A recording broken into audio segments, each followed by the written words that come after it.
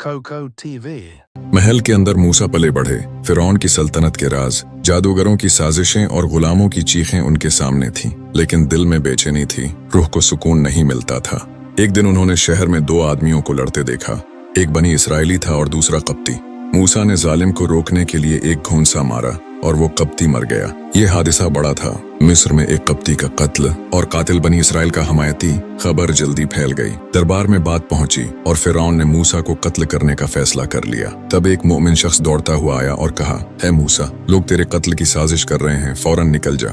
मूसा फौरन शहर से निकले। न वापसी की राह, न साथ कोई रफीक, बस खौफ, प्यास और अल्लाह पर यकीन। वो चलते गए, यहाँ तक कि मदीन के इलाके पहुंचे, जहां अल्लाह ताला ने उनके लिए एक और दरवाजा खोला। नई जिंदगी, नई आजमाइश और एक नेक खानदान। मदीन के कन्वे पर मूसा ने दो लड़कियों को देखा जो भेड़ों को पानी नहीं पिला पा रही थीं, क्योंकि मर्दों की भीड़ थी। मूसा ने मदद की और उनके जानवरों को पानी पिलाया। जब लड़कियां अपने बाप के पास पहुंचे तो उन्होंने कहा, अब्बाजान, एक नेक आदमी है, उसे मजदूरी पर रख लीजिए। ये लड़कियां कोई आम लड़कियां नहीं थीं। इनमें से एक बाद में मूसा की जोजा बनी। ये लड़कियां हजरत शैब की बेटियां थीं। अल्लाह के नबी, मदीन के हकीम, नरम दिल और मेहमान नवाज।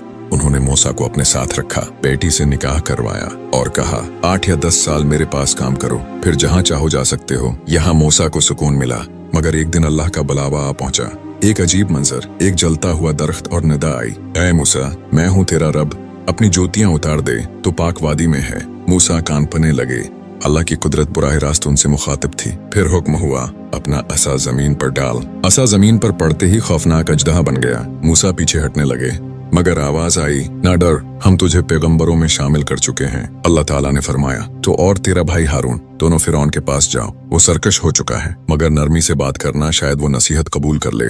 मूसा ने अर्ज की, ए मेरे रब, मेरा सीना खोल दे, मेरी जबान की गरह खोल दे और मेरे भाई हारून को मेरे साथ कर दे। रब ने कबूल फरमाया और यूं दोनों भाई नबूवत के लिबास में अल्लाह का पैगाम लेकर फिरौन के दरबार की तरफ रवाना हुए। दरबार लगा हुआ था। फिरौन अपने तख्त पर बैठा, गुरूर से लबरेज। तब दरवाजे पर ऐलान हुआ, मूसा और हारून तुमसे मुलाकात चाहते हैं। फिरौन चौंक गया। वो बच्चा जो उसके घर पला था, अब हक लेकर आ रहा है।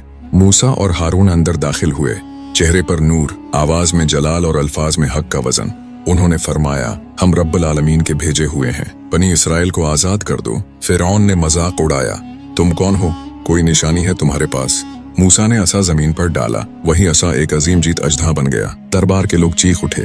खुद फिरौन घबरा गया। मूसा ने हाथ निकाला, चमकता हुआ नूर बन गया, जैसे सूरज की रोशनी। फिरौन के दरबारी जादूगर ये देखकर हैरान रह गए। ये जादू नहीं, कोई और ही हकीकत है।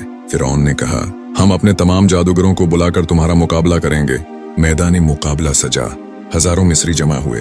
फिरौन के जादूगरों ने रस्सियां फेंके, वो सांपों जैसे नजर आने लगे। मूसा ने अल्लाह के हुक्म से अपना ऐसा फेंका और वो सारे जाली सांपों को निगल गया। पूरी कौम देख रही थी और फिरौन के जादूगर सजदे में गिर पड़े। हम ईमान लाए मूसा और हारून के रब पर। फिरौन का गुरूर टूट गया, मगर वो मानने को तैयार न था। गुस्से से चीखा, मैं तुम्हारे हाथ और पांव मुखालिफ समतों से काट दूंगा और तुम्हें सूली पर चढ़ा दूंगा। मगर जादूगरों ने कहा, तो जो चाहे कर ले, हमने हक को पहचान लिया है। अजाबों की बारिश। अल्लाह ताला ने मिस्र पर लगातार अजाब भेजे। खून से भरे दरियाओं की बारिश, मेंढकों की भरमार, चूहों का तूफान, टडी दिल का हमला और ऐसा तूफान कि आसमान चीख उठा। हर बार फिरौन घबरा कर कहता, ए मूसा, दुआ करो, अगर अजाब हट गया तो मैं ईमान ले आऊंगा।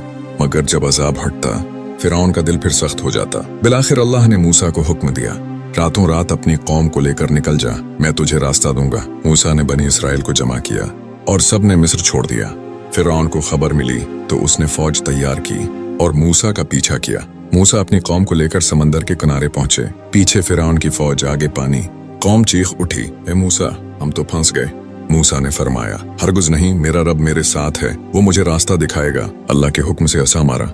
समंदर दो हिस्सों में बट गया। पानी दीवारों की तरह खड़ा हो गया और दरमियान में खुशक रास्ता निकल आया। बनी इसराइल उसमें से गुजर गए।